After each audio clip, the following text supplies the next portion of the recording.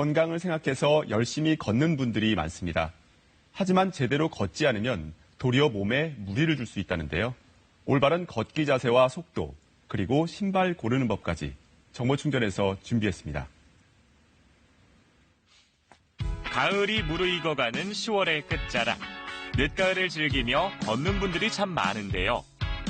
걷기는 누구나 어디서든 쉽게 할 수 있으면서 비만이나 고혈압, 당뇨 등에 도움이 된다고 알려졌는데요. 최근 몇 년 동안 건강 스포츠로 주목을 받고 있습니다. 그러나 아무리 많이 걷는다고 해도 제대로 걷지 않으면 오히려 척추나 무릎, 발목에 무리를 줄 수 있는데요. 한규혜 씨 역시 걸을 때마다 느껴지는 찌릿한 발목 통증으로 인해 힘들었다고 합니다. 걷다가 잠시 쉬었다가 할 정도였는데요. 이제 출산을 하고 난 후에 살도 붓고 하니까 걸음걸이가 팔자로 바뀌더라고요. 힘들고 허리도 아프고 발목도 아프더라고요.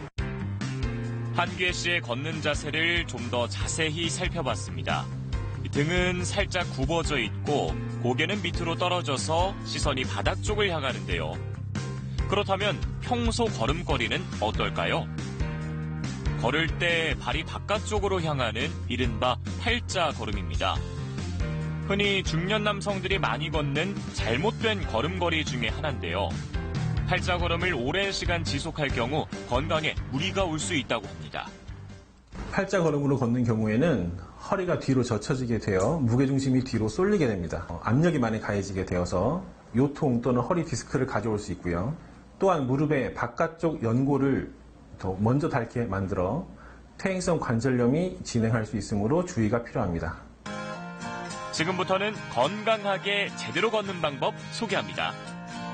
먼저 평지를 걸을 땐 양발을 11자로 한 뒤 발과 발 사이의 간격인 보관은 자신의 주먹 한 개가 들어갈 정도로 벌립니다.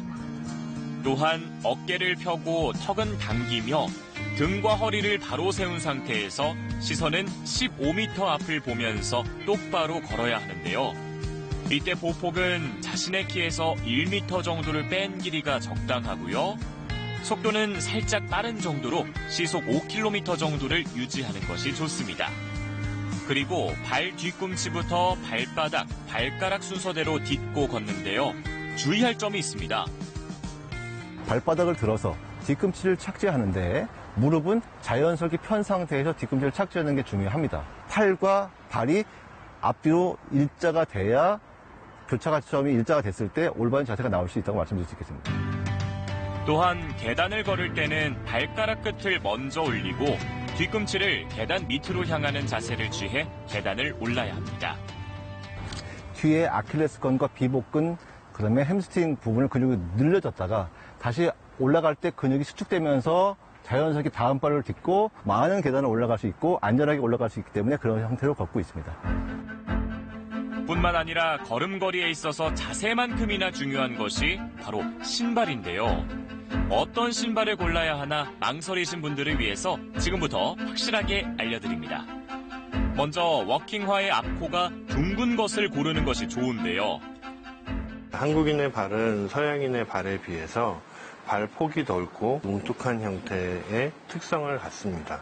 발볼이 넓고 앞코가 뭉툭한 형태의 신발을 고르시는 것이 편안한 워킹을 하는데 굉장히 중요한 역할을 합니다. 또한 워킹화 고르는 데 있어 특히 신경 써야 할 것은 바로 바닥과 맞닿는 밑창입니다. 지면으로부터 오는 충격을 적절히 흡수하고 분산시킬 수 있어야 걷는 사람이 받는 피로의 느낌을 줄일 수가 있는데요. 깔창과 신발의 창에 적절한 쿠션이 포함된 신발을 고르시는 것이 좋습니다. 운동화 밑창의 경우 땅에 바로 닿기 때문에 자주 신으면 빨리 닳는데요. 만약에 한쪽이 기울어질 정도로 많이 닳았을 때는 워킹화를 새 것으로 바꾸는 것이 좋습니다. 그렇다면 밑창이 닳았을 때 우리 몸에는 어떤 영향을 주게 될까요?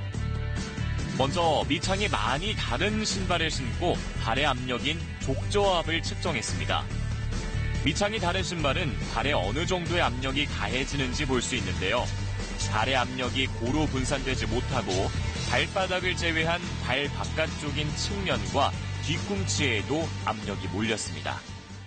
발을 지지해주는 압력 분포에 변형이 생기게 되고 이러한 변형들이 결국에는 신체의 근골격계 질환의 하나의 유발 요인이 될 수 있습니다.